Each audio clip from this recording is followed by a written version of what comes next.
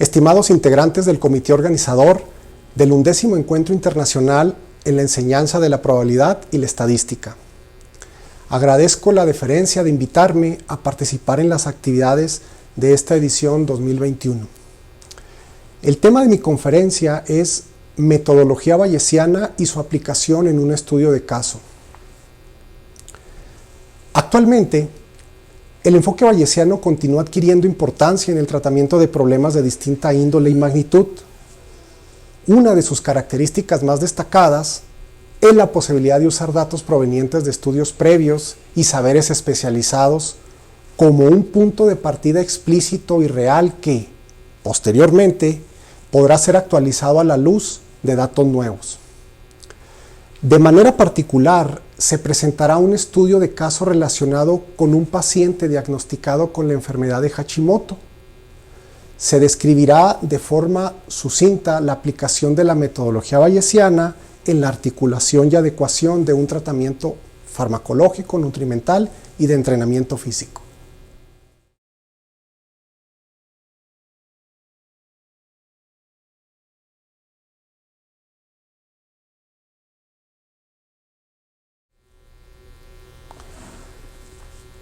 Desde su génesis, la escuela bayesiana ha enfrentado muchos obstáculos para su aceptación y difusión. Dichos obstáculos están directamente relacionados con debates epistemológicos y, en cierta medida, también de índole teológica. Uno de los obstáculos más representativos constituye el denominado problema de la inducción, planteado originalmente por el filósofo escocés David Hume. Sus obras, Tratado de la Naturaleza Humana y, posteriormente, Investigación sobre el Entendimiento Humano, dan cuenta de lo anterior. Hume se cuestionaba cuán seguros podemos estar de que, independientemente del número de observaciones individuales efectuadas, la siguiente cumpliría con lo previsto. Posiblemente, las interrogantes siguientes lo planteen de forma más clara. ¿Es factible generar saberes a través de la inducción?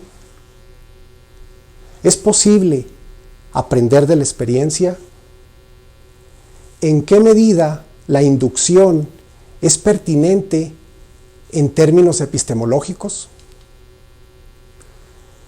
En este momento, conviene subrayar que el término epagogé, regularmente traducido como inducción, es un verbo sustantivado, inducir, cuya definición en términos filosóficos por parte de la Real Academia Española de la Lengua es extraer a partir de determinadas observaciones o experiencias particulares el principio general implícito en ellas. Atendiendo esta definición, la inducción como proceso sugiere la posibilidad de realizar inferencias y generar saberes a partir de una cantidad X de observaciones o mediciones de índole singular que contienen uno o más atributos. Ciertamente, lo anterior implica, hasta cierto punto, asumir la presunción de que sucesos posteriores también los contendrán. Hume cuestionó lo anterior aduciendo factores psicológicos costumbristas de los seres humanos por las relaciones causa-efecto.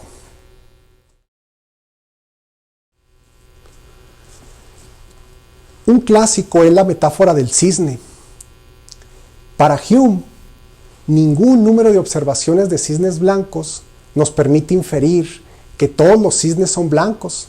No obstante, observar un único cisne negro es suficiente para refutar lo establecido. Respuestas tentativas a este problema de inducción. Han transcurrido alrededor de 280 años desde el planteamiento de este problema por parte de David Hume. Se han esgrimido respuestas desde distintas perspectivas, tanto de la filosófica como de la matemática, pero destacando particularmente las de índole probabilística.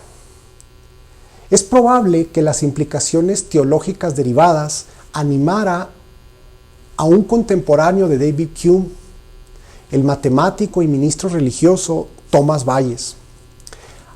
a interesarse en el vínculo matemáticas-teología y plantearse la pregunta: ¿es posible establecer conclusiones racionales relativas a Dios sobre la base de las pruebas que nos proporciona el mundo y su entorno?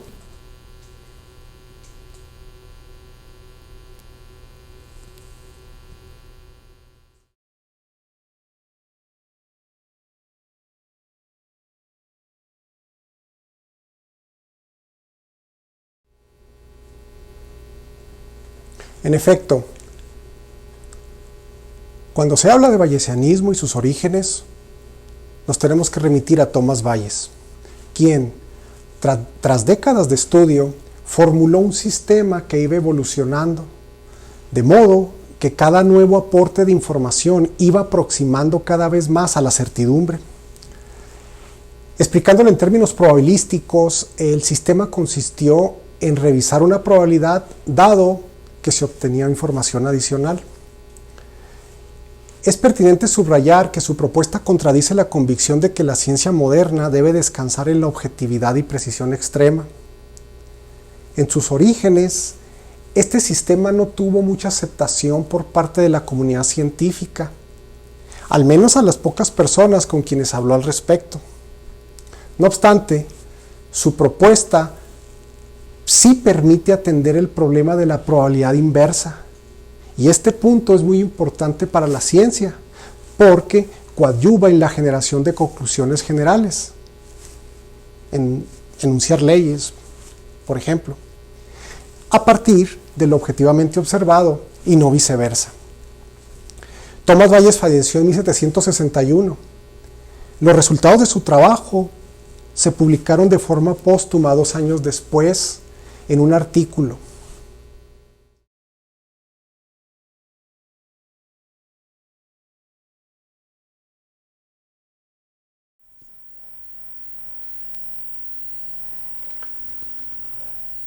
El teorema de Bayes se deriva de la probabilidad condicionada.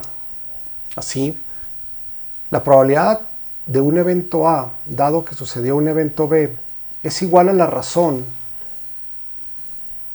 de la probabilidad de la intersección de A y B entre la probabilidad de B. De forma análoga, pues la probabilidad de B, dado que sucedió un evento A, es igual a la razón de la probabilidad de A y B y la probabilidad de A.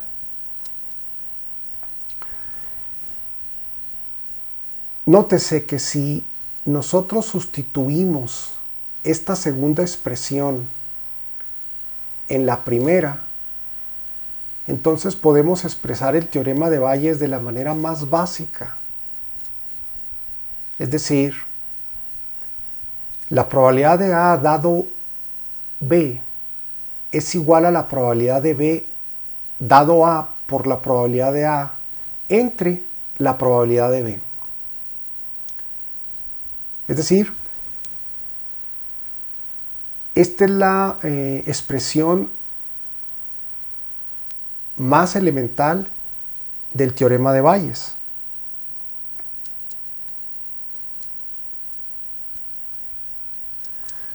Ahora bien, si tenemos A1, A2 y A3 hasta A a la n, eventos que se excluyen mutuamente y forzosamente uno de ellos debe ocurrir, entonces podemos expresar lo siguiente. La probabilidad de B es igual a la sumatoria desde 1 hasta n de las probabilidades de B dado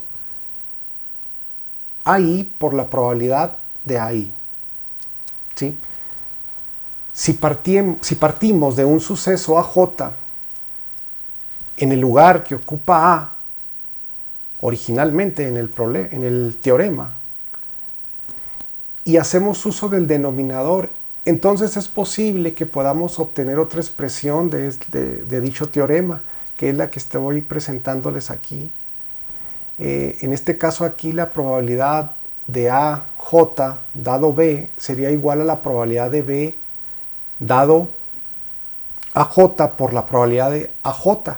Todo eso entre la sumatoria desde I hasta N de las probabilidades de B dado a I por las probabilidades de AI. Naturalmente, el teorema de Bayes se ajusta en función de las necesidades.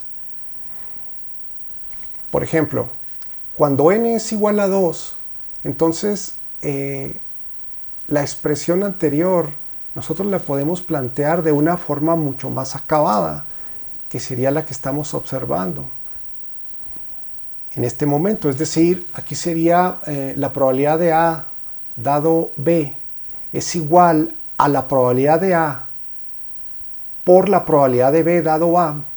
Este resultado dividido entre la probabilidad de A por la probabilidad de B dado A más la probabilidad del complemento de A por la probabilidad de B dado el complemento de A.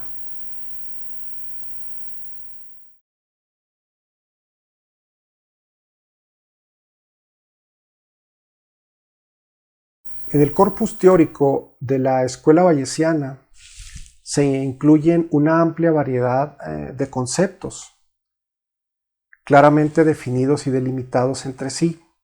Sin embargo, hay unos básicos que destacan y que es pertinente presentar en este momento. El primero de ellos es el que se conoce como probabilidad a priori, es decir, la probabilidad que está sustentada en el nivel de información que se tiene en la actualidad.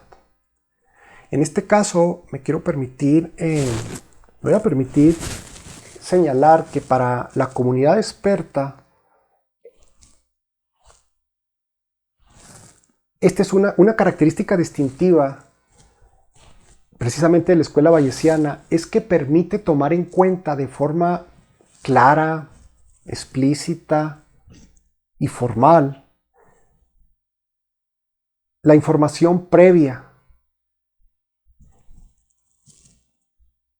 que se va a involucrar en el análisis, pero en forma de distribución. Precisamente a eso es a lo que se le conoce como distribución a priori. También aquí es importante señalar que en el caso de la escuela clásica, a este tipo de distribución se le toma en cuenta, pero fundamentalmente para determinar los tamaños muestrales y en los casos que se requiera diseñar actividades experimentales. Ahora bien, existen varias fuentes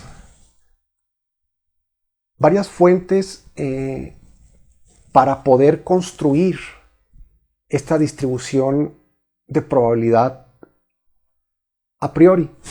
Una de ellas son los estudios previos que sean similares al que está bajo estudio o bajo análisis. Y aquí pues se destaca que la utilización de estos tipos de estudios sobre algunos parámetros particulares incluso ha dado origen a un área muy importante en la investigación conocida como metaanálisis, que por supuesto es perfectamente abordable desde la perspectiva bayesiana. Sin embargo, no es la única fuente. También la opinión de expertos es muy importante para poder construir la probabilidad a priori. Incluso en algunos casos, la opinión experta es prácticamente una obligación,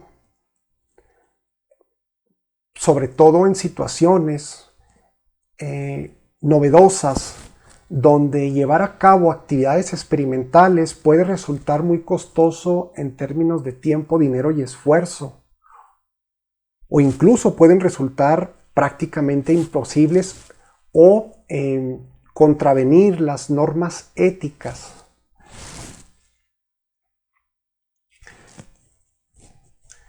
El concepto de verosimilitud consiste en el grado de probabilidad de las hipótesis sucesivas que se van a construir sobre la base, pero ya de los datos nuevos, ¿sí? Y para posteriormente llegar a lo que se conoce como la probabilidad a posteriori, es decir, después de. En este caso sería la probabilidad revisada, pero ya a partir de la información que se adicionó en el estudio.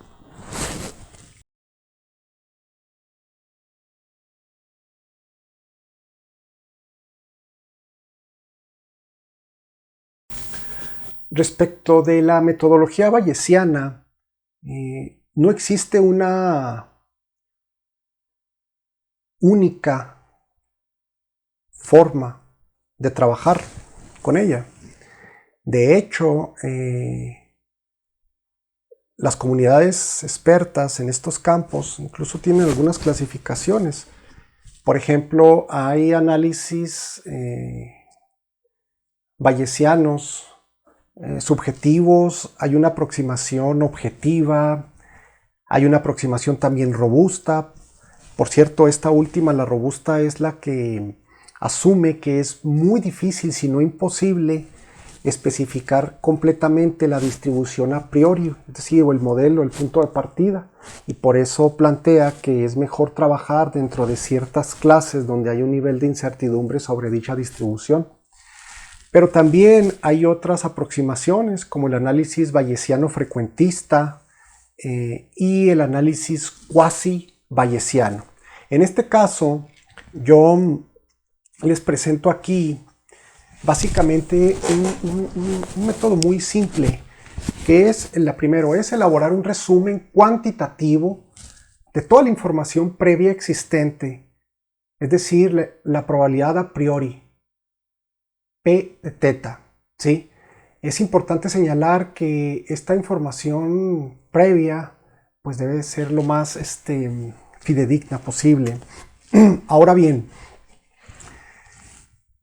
luego de eso, pues realizar las pruebas del estudio en curso, obtener datos, cuantificarlos a través de la función de verosimilitud. En este caso ya sería P datos dado teta, y en este caso la probabilidad de los datos obtenidos para cualquier valor del parámetro teta, ¿sí?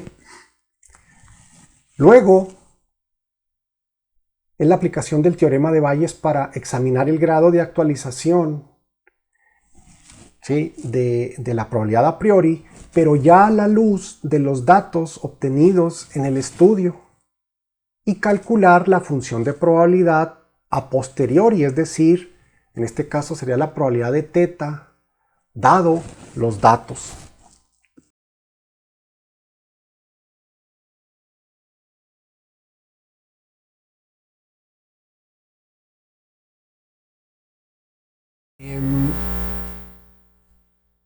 El sujeto de estudio pertenece al sexo masculino, tiene 47 años de edad y con actividad laboral de duración típica.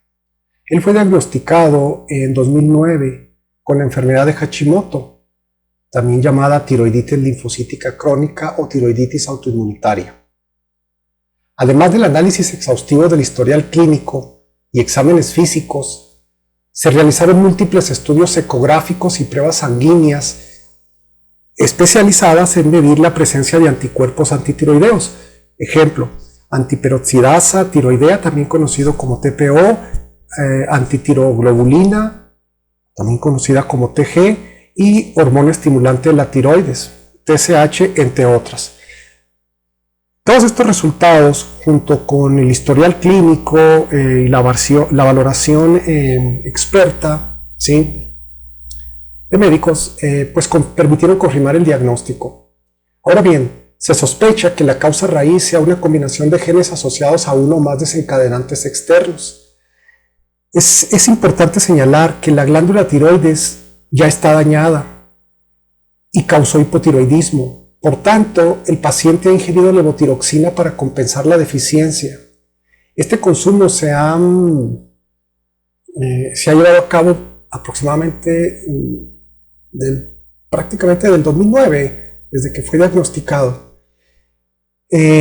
Por supuesto, la revisión médica sistemática de diversos indicadores, el ajuste paulatino de la dosis del fármaco y las modificaciones efectuadas en el estilo de vida permitieron mantener la salud del paciente relativamente estable, sin daños aparentes.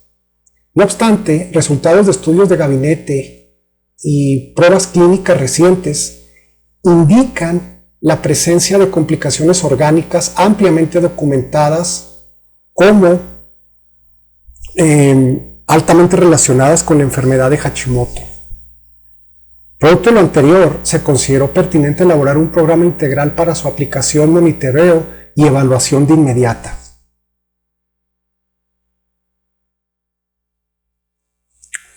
En este estudio se han examinado y se siguen valorando muchas variables de algunas categorías de análisis. Hay algunas que son básicas, son esenciales, como las que estamos mostrando aquí. Algunas de ellas es el peso, el índice de masa corporal, algunos porcentajes de grasa, ¿sí?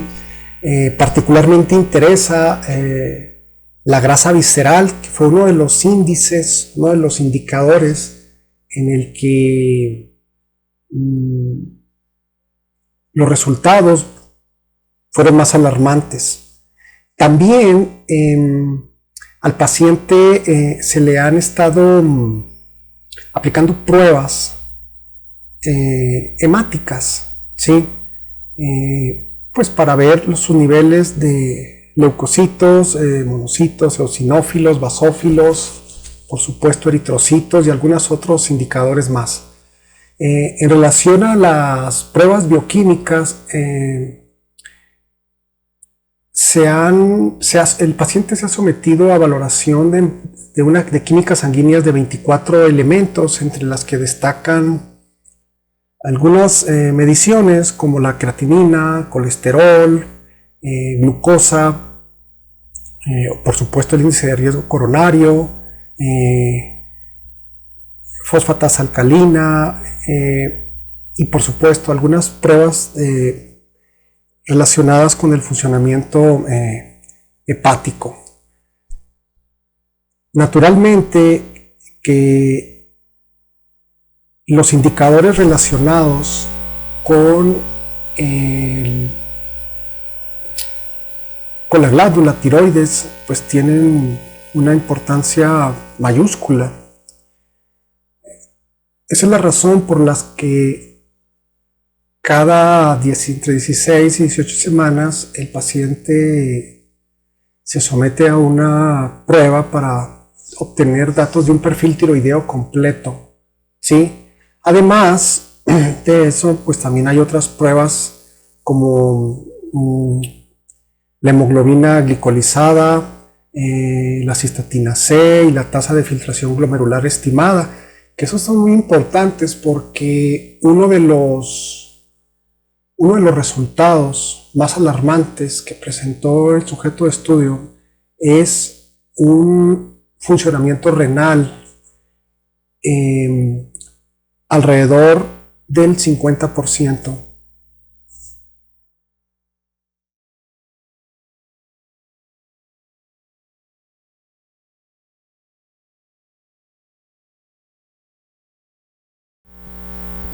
Materiales y método.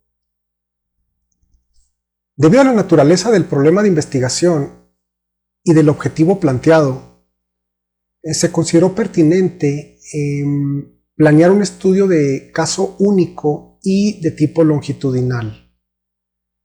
Para tal efecto, se estructuró un programa de atención que integró un tratamiento farmacológico por un lado, nutrimental por otro y de entrenamiento físico por otra parte. Dicho programa consta de 2 etapas. La primera tiene como propósito suministrar un conjunto de fármacos para detener el deterioro renal y cardíaco del paciente. De forma paralela, se diseñó un plan de alimentación con proporciones bajas de hidratos de carbono y grasas que, junto a un plan de entrenamiento eminentemente cardiovascular, permita reducir, entre otros indicadores, los altos niveles de grasa visceral que presentaba el paciente. La duración estimada para esta primera etapa es de 20 semanas. En función de los resultados, el equipo de trabajo valorará la necesidad de sugerir al paciente que ingrese a un proyecto de investigación en que ya está en curso y en cuyo propósito es probar la eficacia de un nuevo fármaco. Es decir, hay un fármaco de nueva generación que pudiera aportar grandes beneficios a pacientes que padecen no solamente esta enfermedad de Hashimoto, sino las consecuencias, ¿sí?, de su padecimiento. Actualmente, al momento de presentar este pequeño avance, han transcurrido 17 semanas, ¿sí?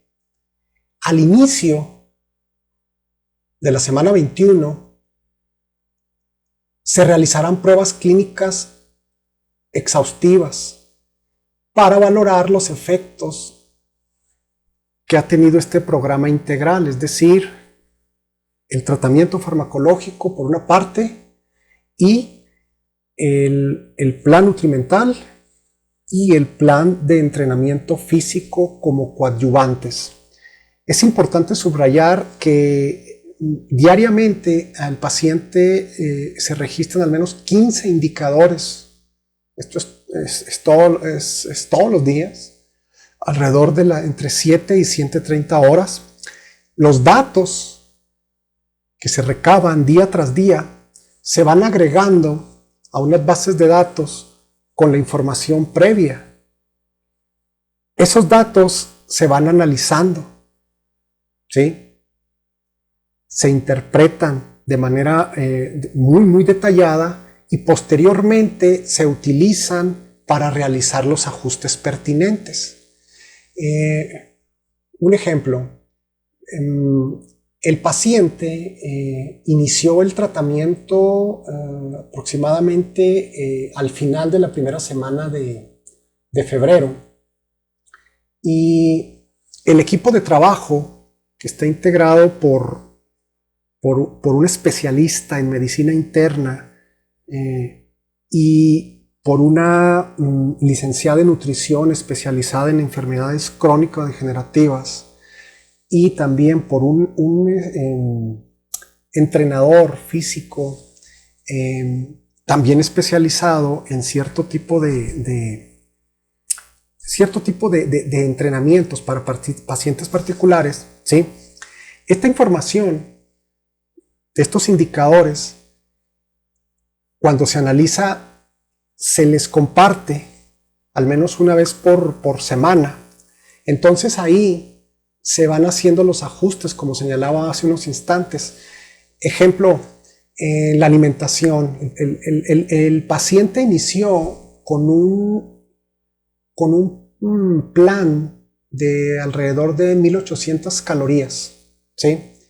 Es un plan corto si se toma en cuenta que es un paciente de 47 años de edad, alrededor de 1.85 metros de estatura, y al momento del estudio su peso corporal era de alrededor de los 100 kilogramos de peso. Entonces, pues una cantidad tan corta de ingesta calórica pues es compleja. Entonces, los programas al inicio, el primer programa nutrimental, por ejemplo, el horizonte de planeación fue de 15 días, y los datos que se iban acopiando, que se iban analizando con esta metodología, y tomando en cuenta no solamente los resultados, sino también la opinión del mismo paciente, después de esos 15 días, la licenciada que nutrición hace el ajuste con los datos que se le suministran, ¿sí? Es decir, el segundo programa ya fue también de 1800 calorías, sin embargo, la duración ya no fue 2 semanas, sino fue de 3, y así paulatinamente. Entonces, lo mismo sucede con la persona especializada en planear las actividades físicas de índole de tipo cardiovascular para que junto con el programa de alimentación le permitieran al paciente oxidar de forma paulatina la grasa corporal, especialmente ha interesado la grasa visceral, ¿sí? Claro que el tratamiento farmacológico es el más importante. Los otros dos tratamientos pues son básicamente coadyuvantes. Pero toda esa información, insisto, está debidamente tratada, estadísticamente hablando. Se aplica pues el teorema de Bayes, se han planteado hipótesis y los resultados hasta el momento, en esta primera etapa, que apenas está en la parte final, ¿no?, de apenas esta primera etapa, pues hasta cierto punto son alentadores. En esta diapositiva que estoy mostrando, por cuestiones de espacio, solo estoy presentando unas cuantas variables de las esenciales. Aquí pueden ustedes observar el peso, el índice de masa corporal, la grasa corporal y en fin, ¿no? Aquí están. Entonces, solamente estoy presentando 30 registros. Estos datos fueron facilitados para presentarse aquí y corresponden al periodo, si no mal recuerdo, del 24 de abril alrededor del 15 de junio. 14, 15 de junio. Entonces, aproximadamente, un poquito menos. Y bueno, pues aquí pueden observarse, ya aquí el paciente pues ya había reducido bastantes kilogramos y sobre todo en relación a la grasa visceral, es importante señalar que este valor que está aquí, ¿sí?, estos valores, el paciente originalmente tenía 16 puntos. Lo normal, según los especialistas, es estar en un rango inferior a los 10 puntos. ¿Sí? El paciente ya se encuentra ahí. No obstante, debido a la naturaleza de la enfermedad que padece, es importante que pueda llegar a los 5 puntos. No es fácil, de hecho, aquí se puede observar cómo el paciente se mantenía de forma constante en 7 puntos, hubo un día que bajó a 6, pero volvió a subir. En estos momentos, en los últimos días, se encuentra otra vez en 8. Y en fin, es uno de los indicadores más difíciles de controlar. Sin embargo, en el resto también de los indicadores, pues se ha notado una mejoría. Vuelvo a insistir en que estos solamente son resultados parciales y solo de una pequeña parte, ¿sí?, que fueron facilitados aquí para el estudio.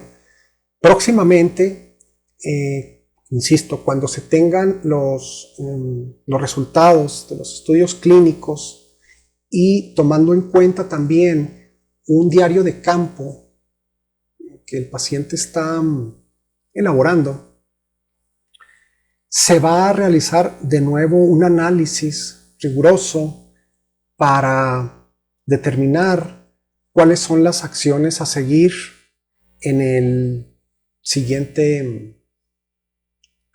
la siguiente etapa.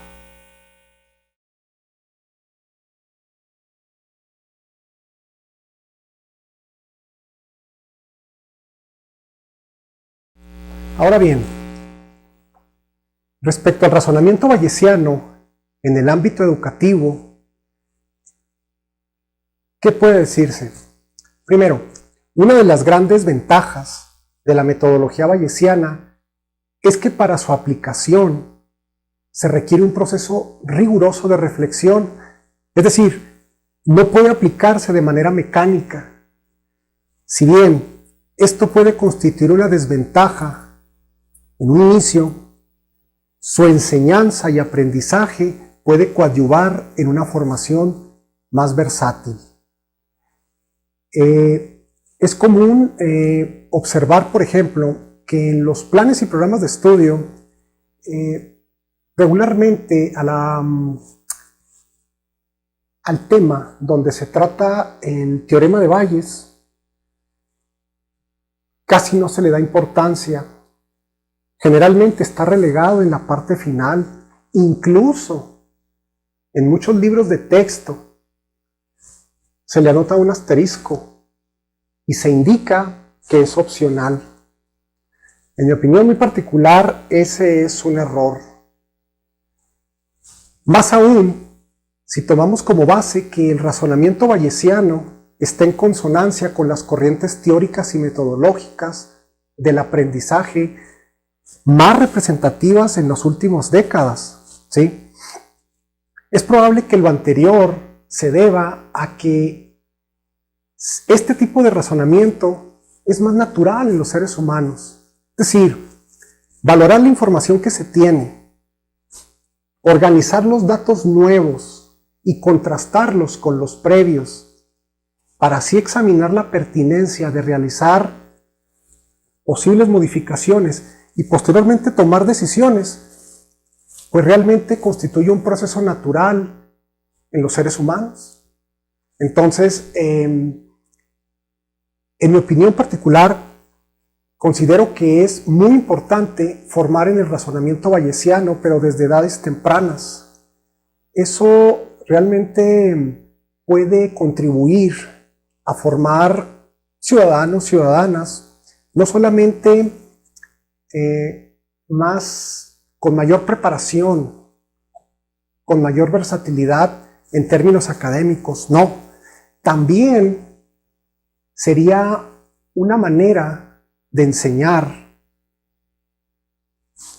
niños, niñas, adolescentes, incluso personas adultas, a aprender, a sistematizar la información nueva que se vaya obteniendo, cruzarla, evaluarla con lo que ya se sabe y poder aspirar a tomar mejores decisiones, independientemente en el área en que se tenga que hacer. Y de alguna manera también es una manera de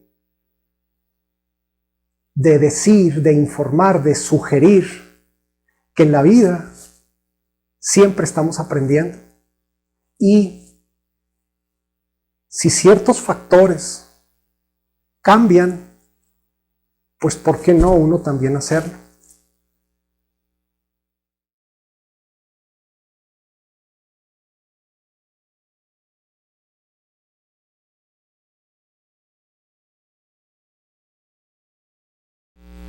En suma, los métodos bayesianos se pueden aplicar prácticamente a las mismas áreas que los métodos clásicos. No obstante, hay situaciones muy particulares en que su uso puede presentar ventajas superiores. Por ejemplo, cuando uno examina casos en las que se tiene información muy limitada o cuando provienen de diversas fuentes, ahí es muy importante los métodos bayesianos porque permiten articular de manera formal y muy explícita esa información, y al final de cuentas pues vamos a ir actualizando, ¿no? Nuestras probabilidades. También todos aquellos estudios de equivalencia, como señalaba yo hace unos instantes, en muchas ocasiones cuando se quiere elaborar contrastes, por ejemplo, como en este caso, ¿no? De si un tratamiento funciona igual o mejor que el otro, no siempre es posible llevar a cabo actividades de índole experimental por diversas razones. Entonces, los métodos bayesianos son muy importantes. De hecho, grandes problemas aparentemente irresolubles, con estos métodos se ha podido encontrar en algunos de ellos soluciones totales y en otros soluciones parciales. Y en los que aún no se llegan las totales, bueno, pues siguiendo la misma lógica, poco a poco se ha ido avanzando. Por supuesto, también hay estudios de índole, más bien de tipo longitudinal, como es este caso. En el caso de este paciente, está recibiendo, quedamos, un tratamiento farmacológico, ¿sí?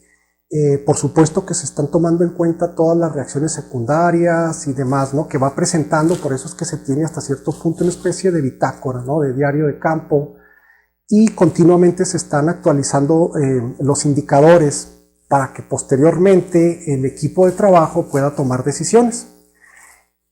Hay ocasiones, precisamente en este tipo de estudios, en que en cierta etapa puede resultar que un tratamiento ya no esté surtiendo efecto. Entonces, de inmediato, uno puede hacer un viraje, es decir, hacer un ajuste, un cambio. Es decir, no tiene uno que esperar hasta que termine el estudio. No es un antes y un después, sino es una evolución, es un avance paulatino. En suma, tiene muchas virtudes estos métodos, sin menoscabo de los métodos clásicos, porque estamos en una época en la que prácticamente ya no debería haber tantas divisiones, sino que de alguna manera, en muchos casos de éxito, se han complementado, se han articulado de manera muy apropiada. Y respecto al ámbito educativo, más allá de la práctica mecanicista, de la aplicación de un teorema, pues en mi opinión personal, creo que es indispensable no solamente tratar el tema que viene estipulado en los planes y programas de estudio. No, en mi opinión, creo que se debe formar, incluso desde edades muy tempranas, se debe enseñar a los niños y a las niñas a pensar, a reflexionar, con un enfoque de este tipo. Creo que además de hacerlos más competentes, más versátiles, también es una especie de estilo de vida. Es decir, el aprendizaje continuo, el no quedarse estacionado siempre en un punto, en aprender a que lo que quizás ahora es aceptado, posiblemente mañana ya no lo sea. Agradezco al comité organizador de este encuentro y pues me reitero a sus órdenes.